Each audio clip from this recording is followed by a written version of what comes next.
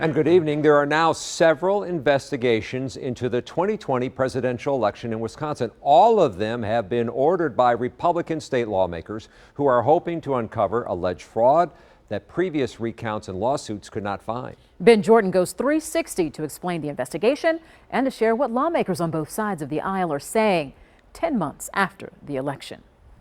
Republican leaders say they still have several concerns about the 2020 presidential election, from indefinitely confined voters to clerks filling in missing information on ballot envelopes. But since they all couldn't get behind the same issues and methods to search for fraud, 3 separate probes are taking place at the same time. To understand different perspectives on the GOP election investigations, we're going 360 to hear from voters, lawmakers, and a nonpartisan political expert. Let's start with Menominee Falls Republican JANEL, who's spearheading one of the probes. One of the things that irritates me the most is when it was like the most fair election ever. Is it a fair election if your clerks in Milwaukee and Madison say, hey, you don't have to show your ID anymore? Special voting deputies were no longer allowed in senior facilities. The Republican chairwoman of the Assembly Elections Committee traveled to Arizona back in June to witness the hand recount and forensic audit of the ballots. Since then, Representative BRANDTJEN has been pushing to emulate Arizona's process in Wisconsin by issuing subpoenas to Brown and Milwaukee County clerks for ballots, counting machines, and more. So far, she's been rejected by clerks and legislative attorneys who say her committee doesn't have the authority. The materials are to be made available. The physical ballots and the machines themselves are really incredibly important to make sure that we rebuild trust in Wisconsin. The 2020 presidential election in Wisconsin was unlike any other the state has seen. Amid the pandemic, more Wisconsinites voted absentee by mail than in person on Election Day.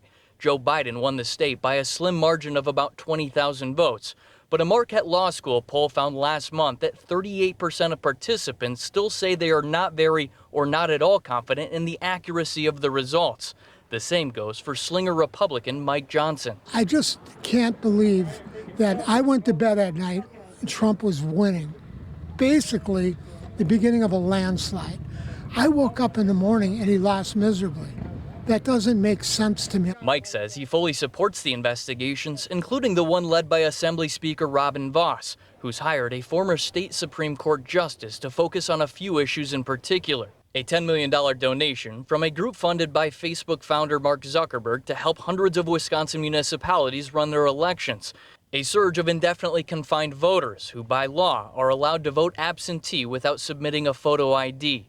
215,000 Wisconsinites claimed they were confined to their homes last fall, up from 57,000 in 2016. And voting in nursing homes. Special voting deputies who typically collect ballots from residents weren't allowed inside on Election Day due to coronavirus concerns. Do you think it's worth the $680,000 being spent? Yes, I do. I think it's well worth it. Because if this was a fraud, and we don't investigate it, it's going to be a fraud again. The results of the election were confirmed by a recount in Milwaukee and Dane counties, along with random audits of municipal ballot counts and tabulating machines before and after the election.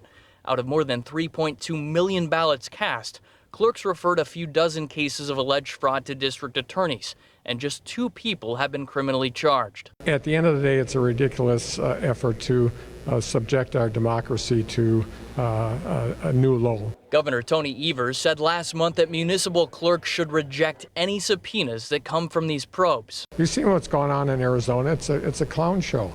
And there will be no transparency. Della Wells voted for Biden last November. It's tiresome because I'm really worried about the future of this country, and my concern is really the future of young people. She thinks the election investigations are a waste of time and money. Personally, I think they need to move on. I mean, this country is facing much more important issues. Barry Burden is a UW-Madison political science professor who's the director of a nonpartisan elections research center.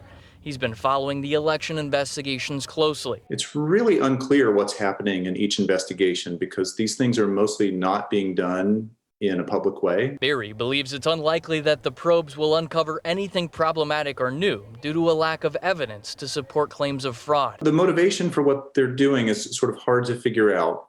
It may be that they're looking for reasons or justification to make some changes to state law. It might also be a way just to keep this issue on the front burner going into the next election cycle to keep their voters energized. Speaker Voss's investigation is set to be complete sometime this fall.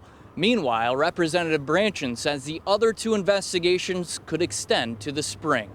Reporting in Milwaukee, Ben Jordan, TMJ4 News.